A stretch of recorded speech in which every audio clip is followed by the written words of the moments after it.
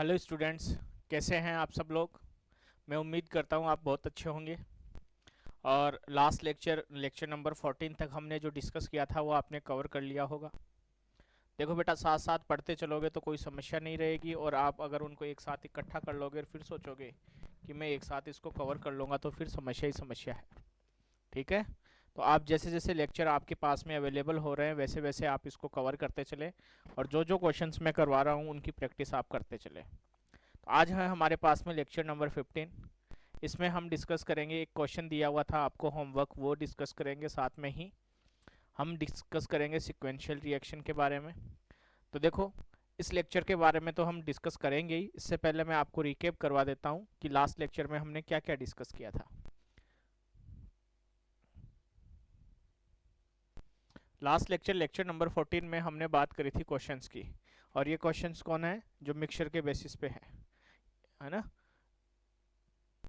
Sorry, ये तो हमारे पास में किस पे, प्योरिटी पे है।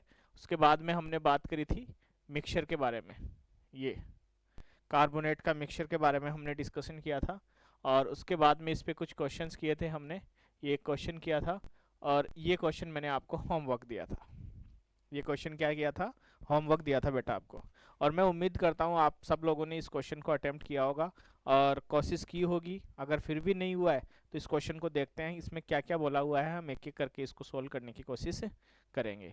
स्टेप बाय स्टेप इसको सोल्व करेंगे। ठीक है बेटा।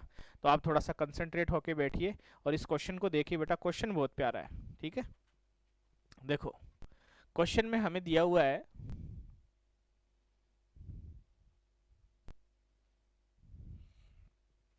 क्वेश्चन में हमें दिया हुआ है NaI और NaCl का एक मिक्सचर है जो H2SO4 के साथ में इसको ट्रीट किया जा रहा है। और जब इसको H2SO4 के साथ में ट्रीट किया जा रहा है तो ये किसका फॉर्मेशन कर रहा है, Na2SO4 का फॉर्मेशन कर रहा है। और जो Na2SO4 बन रहा है उस Na2SO4 का मास जो है ओरिजिनल मिक्सचर के मास के बराबर है। ओरिजिनल मिक्सचर के मास के बराबर। ओरिजिनल मिक्सचर में कौन कौन है, NaI और NaCl। तो NaI और NaCl का जो टोटल मास है और इनका H2SO4 के साथ में रिएक्शन होने पर जो Na2SO4 प्रोड्यूस हो रहा है उसका मास भी उस मिक्सचर के बराबर है, ऐसा क्वेश्चन में बोला गया है। ठीक है। Then find mass of NaCl and NaI in original mixture. तो ओरिजिनल मिक्सचर में NaI और NaCl का मास हमें बताना है। तो सबसे पहले तो बात करें कि NaI और NaCl जो है इसका मास हमने मान लिया कि वो W ग्राम है। कितना है, W ग्राम है। अब देखो, W ग्राम में से मैंने इसका मान लिया X, और इसका कितना हो जाएगा, W माइनस एक्स। इसका मास तो W ग्राम में से मैंने कंसीडर कर लिया X, इसका मास कितना हो जाएगा, W माइनस एक्स, क्योंकि टोटल कितना है, W है। अब ये रिएक्शन कर रहे हैं, NaI H2SO4 के साथ में रिएक्शन कर रहा है, तो ये बनाएगा हमारे पास में Na2SO4 और साथ में HI। साथ में क्या बनाएगा, HI। तो सबसे पहला काम रिएक्शन को बैलेंस करना। तो रिएक्शन को बैलेंस करें तो देखो, सोडियम 1 है, यहाँ सोडियम 2 है, तो सोडियम को 2 बना दिया मैंने। अब देखो, यहाँ आयोडीन 2 हो गए, आयोडीन 2 हो गए, तो आयोडीन को 2 बना दिया मैंने। अब इस रिएक्शन को पूरी को देखो बैलेंस है कि नहीं है। 2 सोडियम है, 2 सोडियम है, 2 आयोडीन है, 2 आयोडीन है, 2 हाइड्रोजन है, 2 हाइड्रोजन है, और 1 SO4 है, 1 SO4 हमारे पास में है। ठीक है। अब इस रिएक्शन में हमने NaI का वेट कंसीडर करा है X ग्राम। तो इसका जो मास है, इसका जो मास है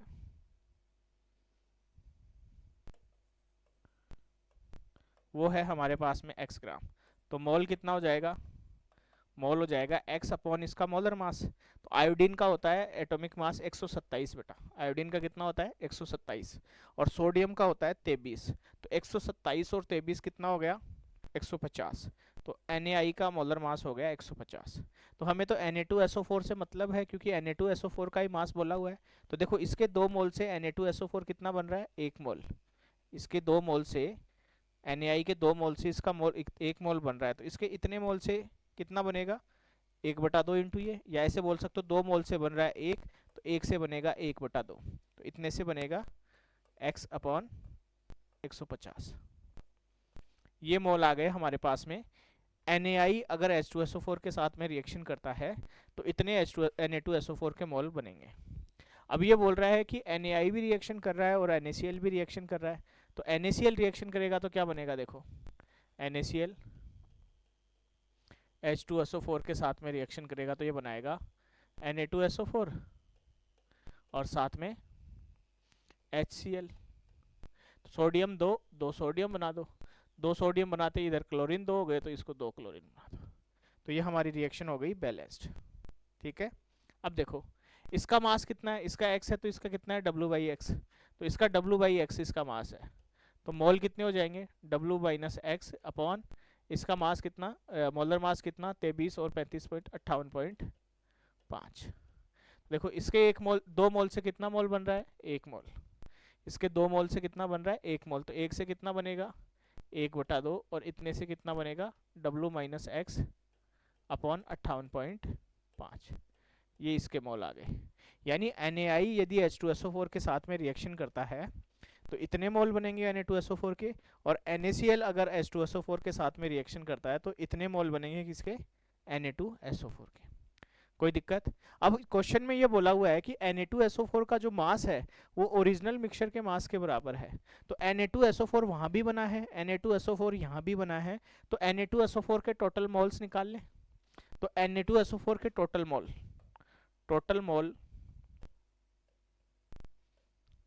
Na2SO4 वो कितना हो जाएगा, ये मोल प्लस वो मोल, तो मैं ऐड कर देता हूँ 1/2 x upon 150 plus 1/2 W-x upon 58.5, तो ये आ गए हमारे पास में टोटल मोल किसके, Na2SO4 के। अब Na2SO4 के टोटल मोल हमें मिल गए, तो Na2SO4 का टोटल मास भी हमें मिल जाएगा। वो कैसे मिलेगा, मोल हमें पता है तो मोलर मास से मल्टीप्लाई कर देंगे तो मास मिल जाएगा, हाँ या ना। तो Na2SO4 का मास हो जाएगा हमारे पास में, इसमें से 1/2 कॉमन ले लेता हूँ मैं, तो 1/2 into x upon 150 plus W-x upon 58.5, और मोलर मास कितना होगा Na2SO4 का, तो ये देखो सल्फर 64 32 96 96 और 46,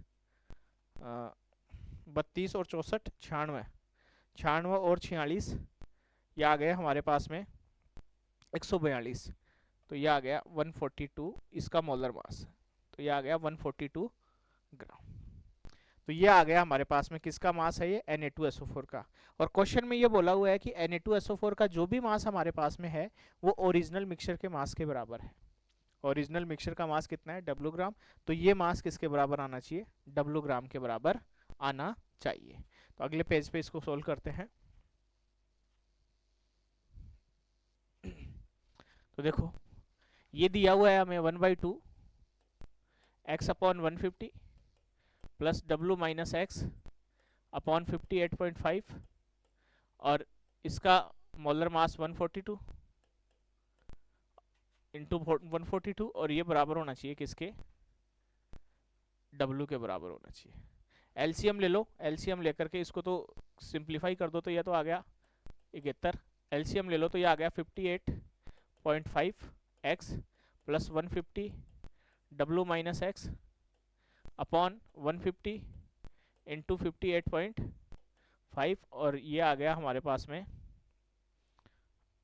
71, और इसको बना दिया W, तो इसको सिंप्लीफाई करो तो ये आ गया 58.5 x plus 150 W minus 150 x, और इस पूरे के साथ में है 71, और ये हो गया हमारे पास में, ये 150 है भाई, 150 इंटू 58.5 और ये W। ठीक है, अब इस W को एक साइड कर लो और x की वैल्यू निकाल लो। W को एक साइड करके क्या करना है, x की वैल्यू निकालना है।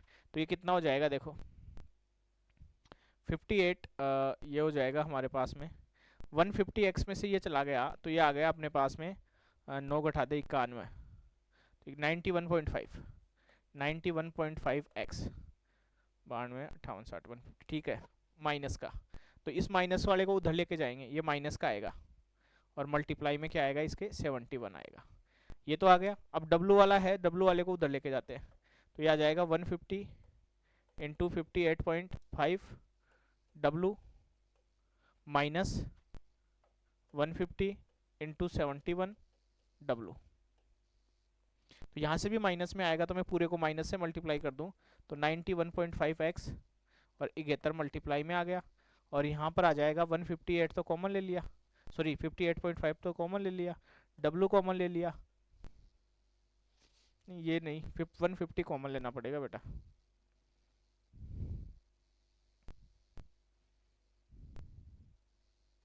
वन 150 कॉमन ले लिया, तो ये आ गया 71 माइनस 58.5 डब्लू। तो ये कितना हो गया 59 और 12.5 हाँ, तो ये आ गया 150 इंटू 12.5 डब्लू, और ये x का वैल्यू है तो ये इधर डिवाइड कर दिया हमने, कितना आ गया 71 इंटू 91.5। तो ये x आ गया हमारे पास में किसके टर्म्स में, w की टर्म्स में। किसके टर्म्स में आया है बेटा, ये w की टर्म्स में। अब हमसे पूछा हुआ है मास, मास पूछा हुआ है, तो यहाँ से इस क्वेश्चन में मास तो हम कैलकुलेट कर नहीं सकते, तो इस क्वेश्चन में हमें मास परसेंटेज बोलना पड़ेगा। Then mass percentage of NaCl and NaI in original mixture, तब जाके ये क्वेश्चन सोल्व होगा बेटा। एग्जैक्टली हम मास नहीं निकाल सकते, ठीक है।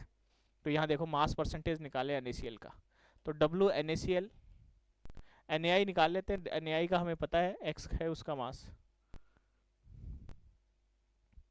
W NaI बराबर W NaI upon W NaI plus W NaCl और इंटू 100।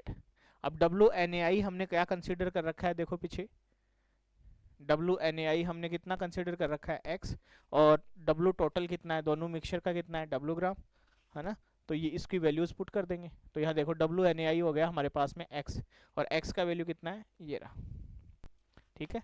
तो इसको सिंप्लीफाई करो, 150 इंटू 12.5 अपॉन 71 इंटू 91.5, और ये W आ गया अपॉन टोटल मास W और परसेंटेज का 100, तो W से W कट गया, ठीक है।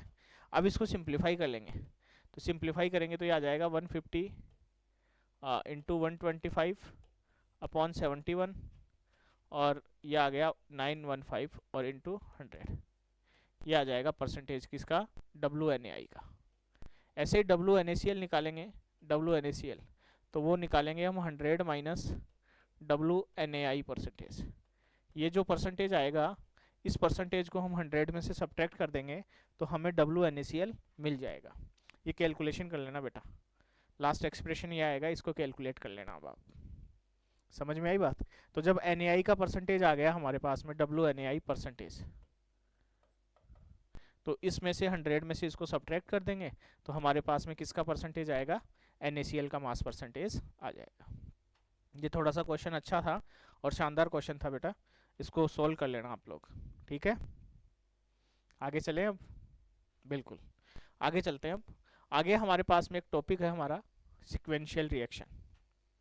सिक्वेंशियल रिएक्शन क्या होती है, देखो सिक्वेंशियल रिएक्शन क्या होती है, ऐसी रिएक्शंस जिनमें एक रिएक्शन में बना प्रोडक्ट, वे रिएक्शंस जिनमें एक रिएक्शन में बना प्रोडक्ट दूसरी रिएक्शन के लिए रिएक्टेंट का काम करता है। फिर से मैं रिपीट कर रहा हूँ, एक रिएक्शन में बना प्रोडक्ट दूसरी रिएक्शन के लिए किसका काम करता है, रिएक्टेंट का काम करता है। ऐसी रिएक्शंस कहलाती है सिक्वेंशियल रिएक्शन। ऐसी रिएक्शंस क्या कहलाती है, एक सेकेंड, ऐसी रिएक्शंस कहलाती है हमारे पास में सिक्वेंशियल रिएक्शन, ठीक है। आगे चले, तो देखो in these reactions product of one reaction act as a reactant of other reaction. एक रिएक्शन में बना प्रोडक्ट दूसरी रिएक्शन के लिए किसका काम करेगा, रिएक्टेंट का काम करेगा। तो हम इसको ऐसे समझ सकते हैं, जैसे मान लो ए ने बी के साथ में रिएक्शन करी और बनाया सी और डी, फिर इस सी ने फिर ई के साथ में रिएक्शन करी और इसने बना लिया एफ, फिर इस एफ ने जी के साथ में रिएक्शन करी और इसने बना लिया एम। तो यहाँ देखो इस रिएक्शन में सी प्रोडक्ट बना है और ये प्रोडक्ट यहाँ इसके लिए रिएक्टेंट का काम कर रहा है। पहली रिएक्शन में सी प्रोडक्ट बना है, दूसरी रिएक्शन में सी किसका काम कर रहा है, रिएक्टेंट का। दूसरी रिएक्शन में एफ प्रोडक्ट बनाया और ये प्रोडक्ट इसमें किसका काम कर रहा है, रिएक्टेंट का काम कर रहा है। तो ये रिएक्शंस क्या कहलाएंगी, आपस में सीक्वेंशियल रिएक्शन कहलाएंगी।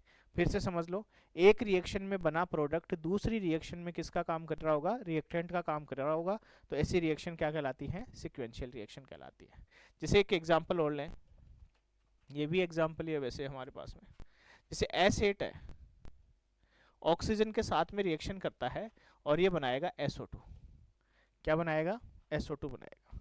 ऐसे ही यहाँ पर ये बना हुआ SO2 फिर से रिएक्शन ऑक्सीजन के साथ में रिएक्शन करेगा और ये बनाएगा SO3।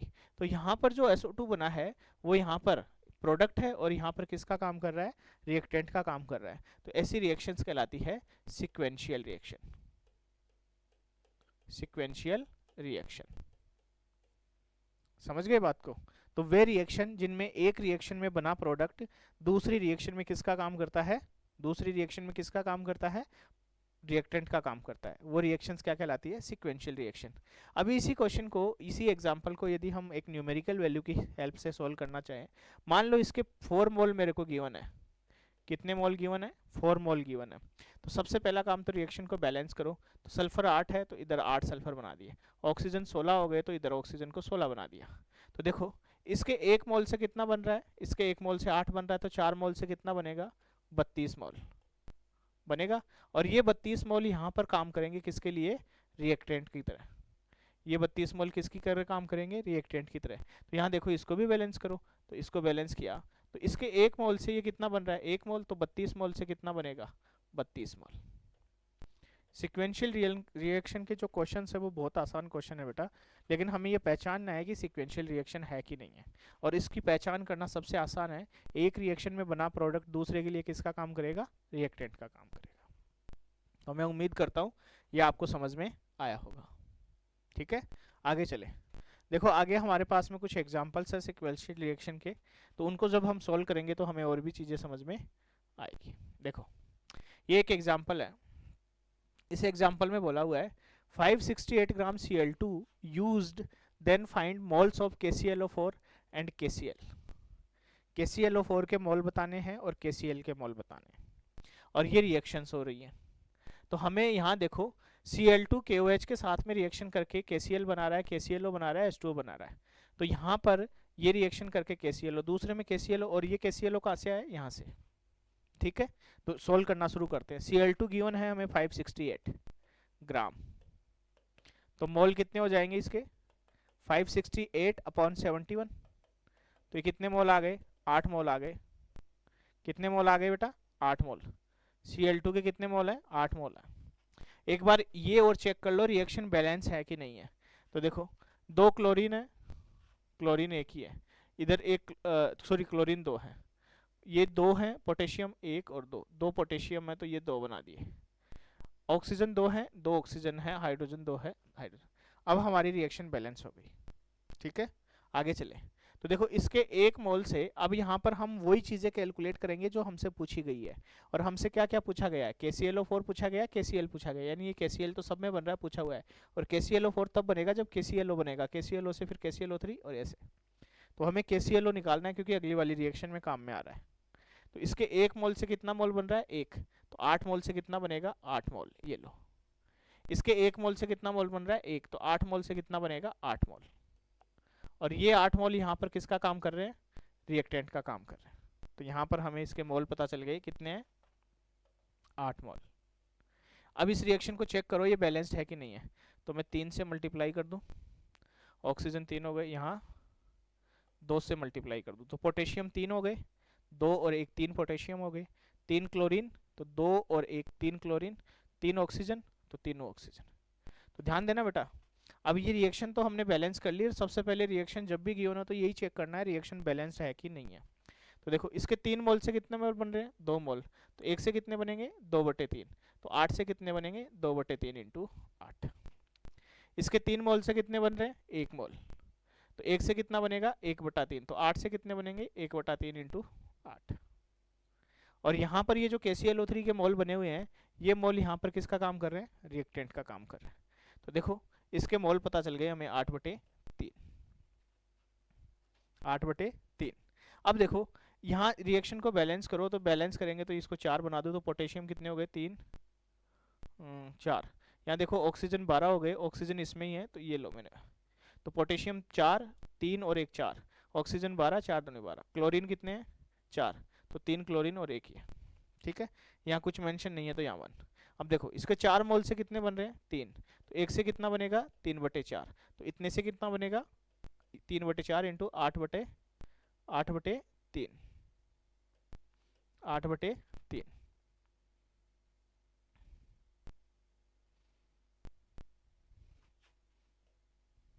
सोल्व करो इसको, 2, ये कैंसिल आउट हो गया तो 2 मोल आ गए। यहाँ देखो इसके 4 मोल से कितने बन रहे, 1, तो 1 से कितना बनेगा, 1/4, तो इससे 8/3 से कितना बनेगा, ये लो, ये कितना बन गया, 2/3। तो अब हमारे पास में सबके मोल आ गए बेटा, सबके मोल आ गए। तो हमसे पूछा हुआ है KClO4 के मोल, तो मोल ऑफ KClO4 वो कितना हो गया, KClO4 ये रहा, कितने मोल है, 2 मोल। मोल ऑफ HCl के मोल, तो HCl के मोल कितने होंगे, HCl के कितने हो गए, सॉरी KCl के, HCl नहीं सॉरी KCl को मोल कितने हो गए, देखो KCl 8 मोल तो यहाँ बना है, इतने मोल यहाँ बना है, और एक इतने मोल यहाँ बना हुआ है, तो KCl के मोल हो गए 8 प्लस 16/3 प्लस 2/3। तो इसको सिंप्लीफाई किया तो 8 × 24 प्लस 16 प्लस 2/3, तो 42/3, और ये आ गए 14 × 42, तो ये बन गए हमारे पास में 14 मोल। तो KCl के कितने मोल बन गए बेटा, 14 मोल बने, ठीक है। इस प्रकार से हम सिक्वेंशियल रिएक्शन में, एक रिएक्शन में यदि एक डाटा गिवन है तो हम जितने भी स्पीसीज अवेलेबल हैं उन सारे स्पीसीज के मोल भी कैलकुलेट कर सकते हैं, उनकी हेल्प से उनका मास भी कैलकुलेट कर सकते हैं। समझ में आई बात? तो मैं उम्मीद कर रहा हूँ बेटा ये चीज़ें आपको क्लियर हो रही होंगी। ये आप खुद भी प्रैक्टिस करोगे ना तब जाके चीज़ें समझ में आएंगी, ये ध्यान रखना बेटा।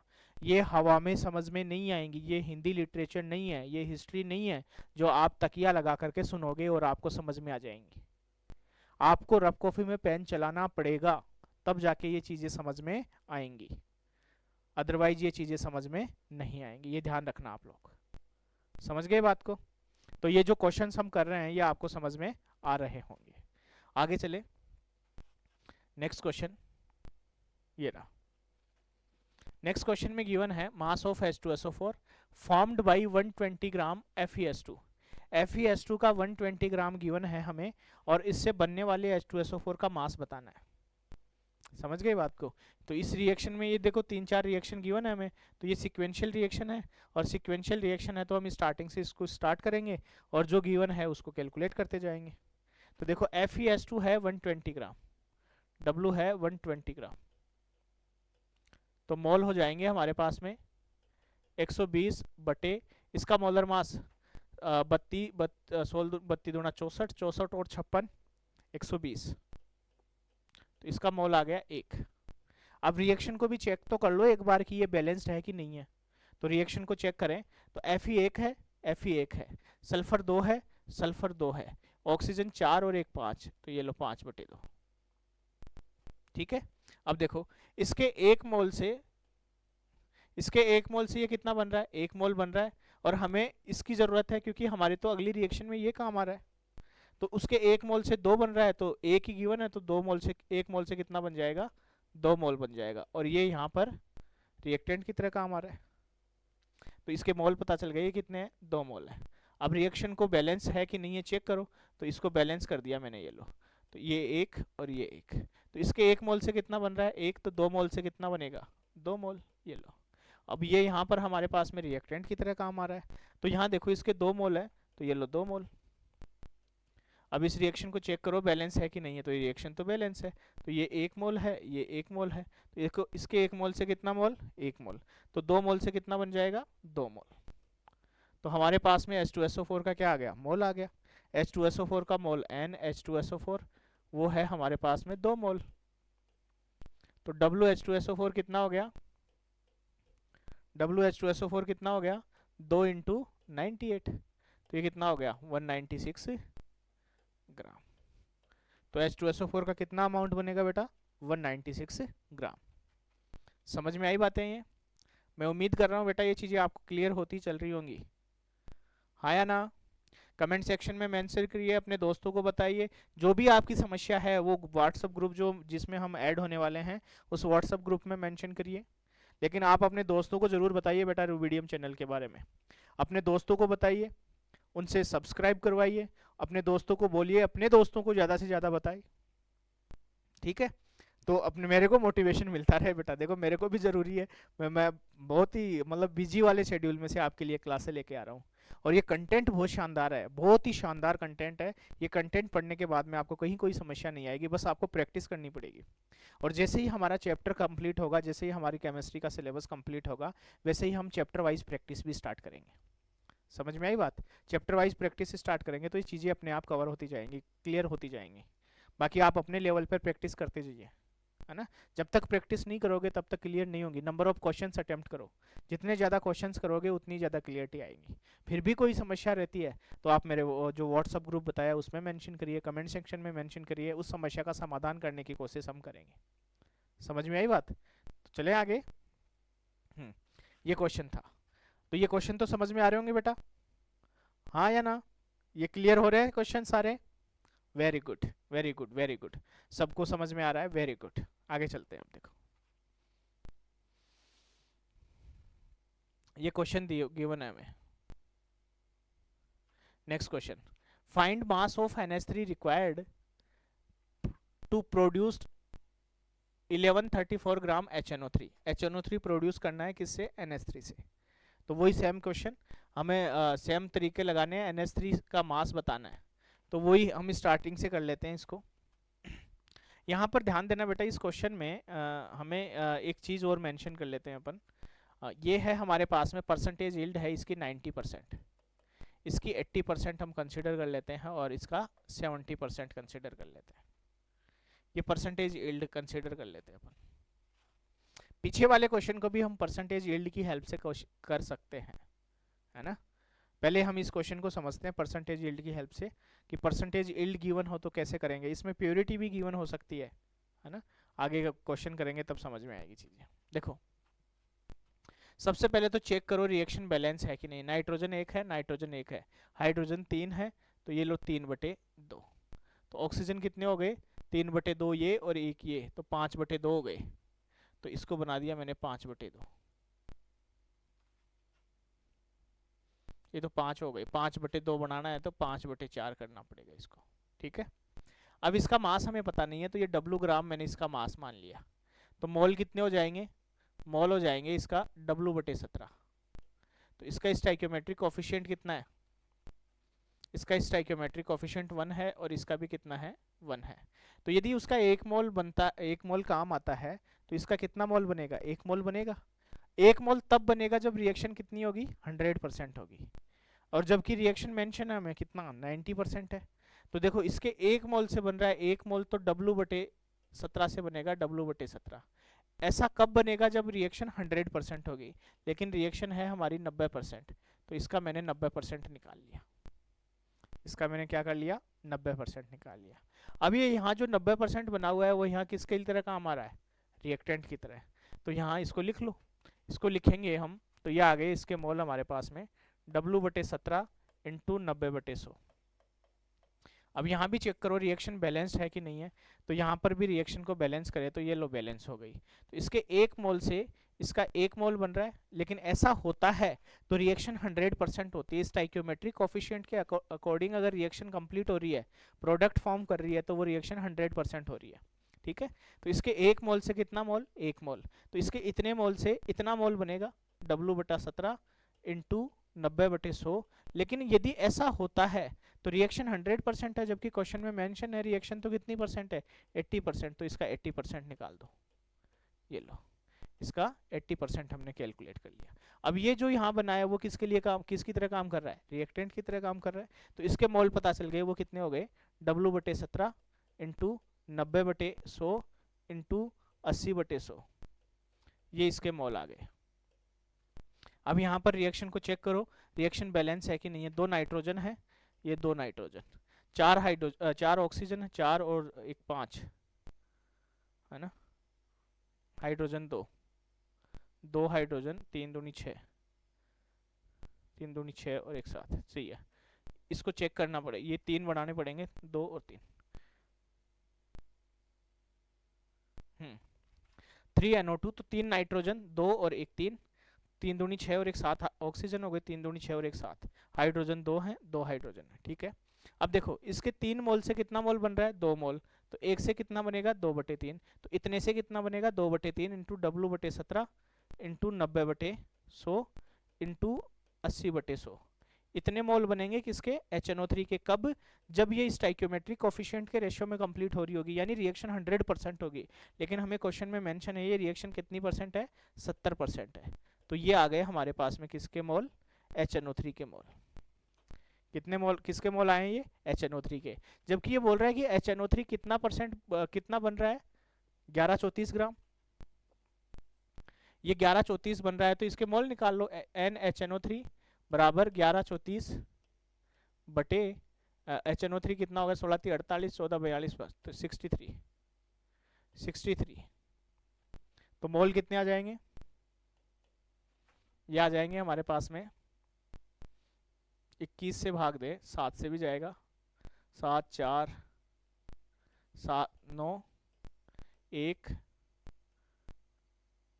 162, 9 से काटे तो ये जाएगा हमारे पास में 9 एकम 9 बच गए 7, 9 अंटा 72, 18, तो ये आ गया 18 मोल। यानी ये मोल जो है 18 मोल के इक्वल होनी चाहिए। तो इसको लिख लो भाई, 2/3 गुणा W/17 गुणा 90/100 गुणा 80/100 गुणा 70/100 और बराबर आना चाहिए ये 18 के बराबर, किसके आना चाहिए, ये 18 के बराबर आना चाहिए, ठीक है। इसको सोल्व करेंगे तो यहाँ से W आ जाएगा हमारे पास में। अब W कितना आएगा, इसको सोल्व कर लेना बेटा। ये तो मैंने काट दिया, ये काट दिया, तो ये आ गया हमारे पास में 18 इंटू 17 इंटू 1000, 100 और 1 10 3000 बटा 2 गुणा 3 गुणा 8 गुणा 7, ये आ गया। अब इसको और सिंप्लीफाई करें, 6 36 18, तो ये आ गया हमारे पास में W बराबर 17 3 51, 51,000 बटा 8 7 56, इतना ग्राम आ गया ये W। और W किसको माना था हमने, NH3 का मास, और NH3 का मास ही हमसे पूछा हुआ है। कहीं पर भी कैलकुलेशन में ऊपर नीचे हो जाए तो उसको चेक कर लेना बेटा। अब मैं तो क्या कैमरे पे चल रहा हूँ, तो कैमरे पे अगर गलती हो गई तो वो हो ही गई, एक बार रिकॉर्ड हो जाएगी, ठीक है। ऐसे ही मेरे को गलती से याद आया, लास्ट लेक्चर में हमने जो सोडियम बाइकार्बोनेट लिखा था, देखो वो भी मैं बता देता हूँ।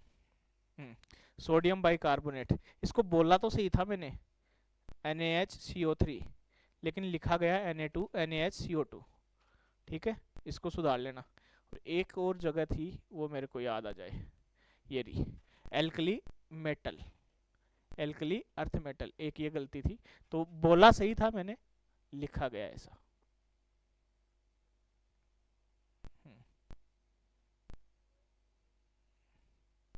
हाँ, ये क्वेश्चन हमने लास्ट में किया है।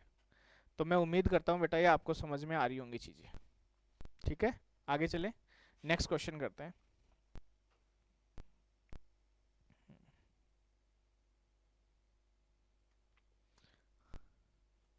अब ये देखो, ये एक क्वेश्चन था हमारे पास में, इस क्वेश्चन में भी हम परसेंटेज यील्ड लगा करके सोल्व करेंगे, तो ये भी अपन कर सकते हैं, ठीक है। आगे चले, ये क्वेश्चन है, find mass of C2H4n produced by 128 gram CaC2, 128 gram CaC2। तो सिंपल सी बात है, ये तो हमने बहुत सारे क्वेश्चन कर लिए। अब तो इसका W दिया हुआ है 128, तो मोल कितने हो जाएंगे, 128 अपॉन मोलर मास कितना हो जाएगा, 12 दूनी 24, 24 और 40 कितना हो गया बेटा, 24 और 40 62, 24 और 40 64, 64 का डबल 128, तो ये आ गया 64, 64 आ गया, तो मोल आ गए हमारे पास में 2 मोल। कितने मोल आ गए? 2 मोल। यहाँ पर भी हम परसेंटेज यील्ड कंसीडर कर सकते हैं रिएक्शन की, तो क्वेश्चन वैसे ही कॉम्प्लिकेटेड हो जाएगा और कोई दिक्कत वाली बात नहीं है। समझ में आई बात? तो मैं ये क्वेश्चन आपको देता हूँ बेटा, आप इस क्वेश्चन को ट्राई करना, और मैं परसेंटेज यील्ड भी दे रहा हूँ। ये 90% है, ये 60% है, और फिर बाद में ये 80% है। ये परसेंटेज यील्ड है अपने पास में। ठीक है, इसको ट्राई करना, फिर नेक्स्ट लेक्चर में अपन डिस्कस कर लेंगे। ठीक है, हाँ या ना? मैं उम्मीद कर रहा हूँ बेटा ये आपको चीजें समझ में आ रही होंगी। Very good. क्या डिस्कस करें? चलो डिस्कस कर ही लेते हैं इसको। ये परसेंटेज मान लिया मैंने, ये परसेंटेज यील्ड है। रिएक्शन को चेक करो बैलेंस है कि नहीं है। Calcium 1, calcium 1, carbon 2, carbon 2, hydrogen 2, hydrogen 2, oxygen 1। तो यहाँ ध्यान देना, इसके 1 मोल से इसका मोलर मास तो इतना ही होगा ना, 12 दूनी 24, 40, 64, 28। ठीक है, इसके 1 मोल से कितना मोल बन रहा है बेटा? 1 मोल। तो इसके 2 मोल से कितना बनेगा? 2 मोल। ऐसा कब होगा? जब रिएक्शन 100% होगी। लेकिन रिएक्शन तो कितनी है? 90%। तो 2 का 90% निकाल लो, 9 दूनी 18, तो 1.8 मोल आ गया हमारे पास में 90% में। ठीक है, अब ये जो 90% आया, ये यहाँ पर इसके लिए रिएक्टेंट का काम करेगा, तो ये मोल आ गए हमारे पास में रिएक्टेंट के 1.8 मोल। चेक करो रिएक्शन को बैलेंस है कि नहीं। 2 कार्बन, 2 कार्बन, 2 हाइड्रोजन, 2 2 4 हाइड्रोजन। ठीक है, इसके 1 मोल से बन रहा है 1 मोल, तो 1.8 मोल से बनेगा 1.8 मोल। लेकिन ऐसा कब होगा? जब 100% होगी। रिएक्शन हमें कितना दी हुई है? 60%, तो इसका 60% निकाल दो, तो ये इसके मोल आ गए। ये यहाँ पर रिएक्टेंट की तरह काम करेंगे। ठीक है, ये यहाँ पर किसकी तरह का काम करेंगे? रिएक्टेंट की। तो इसके मोल हैं 1.8 इंटू 60/100। देखो कार्बन कितने हैं? 2n। कार्बन कितने हैं? कार्बन 2 यहाँ है, n से मल्टीप्लाई हो रखा है, तो 2n। तो यहाँ पर भी कार्बन कितने हैं? 2n। हाइड्रोजन कितने हैं? 4n। तो यहाँ हाइड्रोजन कितने हैं? 4n। तो देखो इसके n मोल से कितना मोल बन रहा है? 1। इसके n मोल से कितना मोल बन रहा है? 1। तो यहाँ ध्यान देना, n मोल से बन रहा है 1, तो 1 से बनेगा 1/n, 1/n। तो इतने से बनेगा इतना, इंटू 60/100। ठीक है, ये ऐसा कब होगा? जब रिएक्शन कैसी होगी? 100%। लेकिन रिएक्शन कैसी हो रही है? 80%। तो ये इसके मोल आ गए C2H4n के। ये इसके मोल आ गए C2H4n के। अब हमसे क्वेश्चन में पूछा हुआ है इसका मास, मास पूछा हुआ है, तो मोल हो गया, तो मास हो जाएगा मोल इंटू मोलर मास। तो मोलर मास कितना होगा? देखो बेटा, कार्बन 2, 12 दूनी 24, 24 और 4 28, 28 को n से गुणा करना है, तो कितना हो जाएगा? 28n। तो मास हो जाएगा मोल इंटू मोलर मास। तो मोल तो है हमारे पास में 1/n इंटू 1.8 गुणा 60 और गुणा 80 और बटे 100 और गुणा 100, और मोलर मास हो गया 12 दूनी 24 और 4 28 और गुणा n, तो 28n, 28n। यहाँ पर ये मोल है, ये वो वाले n नहीं है जो क्वेश्चन में दिए हुए हैं, ये मोल है। यहाँ ये वेरिएबल n है। ठीक है, तो n से n कट गया। अब ये 2 0 से 2 0 कट गए। अब इसको सिंप्लीफाई कर लो, 1.8 इंटू 6 इंटू 8 इंटू 28 और अपॉन 100। तो ये जो मास आएगा वो किसका मास आ जाएगा बेटा? C2H4n का। तो इस प्रकार से हम किसी भी क्वेश्चन को, सिक्वेंशियल रिएक्शन के क्वेश्चन को हैंडल कर सकते हैं। इसको सोल्व कर लेना बेटा, जो भी आंसर आएगा वो आपके सामने है अब। ठीक है, तो मैं उम्मीद कर रहा हूँ बेटा ये आपको समझ में आई होंगी चीजें। हाँ या ना? Very good, very good, very good. सबको अच्छे से समझ में आ रहा है बेटा? ठीक है, वेरी गुड, थैंक यू, है ना। और आज के इस लेक्चर में हम इतना ही डिस्कस करेंगे, बाकी नेक्स्ट लेक्चर में डिस्कस करेंगे। और आपका वही, आपकी जिम्मेदारी, आप अपने दोस्तों को ज़रूर बताइए बेटा। अगर आप अपने दोस्तों को बताएंगे, सब्सक्राइबर बढ़ेंगे, लाइक्स बढ़ेंगे, कमेंट्स आएंगे, तो मुझे मोटिवेशन मिलेगा और फिर मुझे और हिम्मत मिलेगी वीडियोस जल्दी जल्दी बनाने की। समझ गए? कंटेंट बहुत प्यारा है, बस आपको पढ़ते जाना है, पढ़ते जाना है, प्रैक्टिस भी करेंगे अपन। ठीक है, प्रैक्टिस भी खूब करेंगे, बस आपको तो कंटिन्यूसली पढ़ते जाना है। लेकिन रफ कॉफ़ी और पेन के साथ में, ऐसे नहीं है तकिया लगा लिया और सुन रहा हूँ मैं। इस केस में ये चीज़ें क्लियर नहीं होंगी, कन्फ्यूजन ही कन्फ्यूजन होगा। समझ गए बेटा? ठीक है, नेक्स्ट लेक्चर में डिस्कस करेंगे। अब देखो, और दूसरी चीज ये है कि ये वीडियो रिकॉर्ड होते हैं, ये वीडियो चलते हैं, तो जो गलती हो गई वो दिखती नहीं है, वो बाद में जब वीडियो देखते हैं तब समझ में आती है, अरे यार वहां तो ये गलती हो गई। तो उस गलती को अगर मेरे को पता चल जाएगा तो मैं आने वाले वीडियोस में उसको बता दूंगा कि ये गलती हुई थी। अगर आपको पता चलता है तो आप कमेंट सेक्शन में मेंशन कर देना बेटा, ताकि उस गलती को दूर किया जा सके। ठीक है ना, समझ गए बात को? Very good, very good. चलो, आज इतना ही करेंगे बेटा, ठीक है, फिर नेक्स्ट क्लास में मिलते हैं। Thank you, bye bye.